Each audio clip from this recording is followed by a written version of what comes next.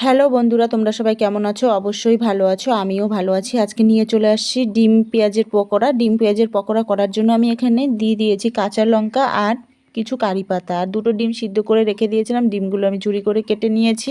অল্প পরিমাণে দিয়ে দেবো জোয়ানগুলো দিয়ে দেওয়ার পরে আমি দিয়ে দেবো স্বাদ মতো নুনটা দিয়ে দেওয়ার পরে আমি যে ডিমটা ঝুরি করে কেটে রেখে দিয়েছিলাম সেগুলো আমি এক এক করে দিয়ে দেবো। দিয়ে ভালো করে আমি মিশিয়ে নিয়েছি। এখন দিয়ে দেবো 2 চামচ বেসন। বন্ধুরা, বেসনটা দিয়ে দেওয়ার পরে এখন আমি ভালো করে মিশিয়ে নিয়েছি। এখন দিয়ে দেবো পরিমাণ মতো হলুদ গুঁড়ো আর 2 চামচ দিয়ে দেবো চালের গুঁড়ো দিয়ে দেওয়ার পরে ভালো করে আমি মিশিয়ে নিয়ে নেব।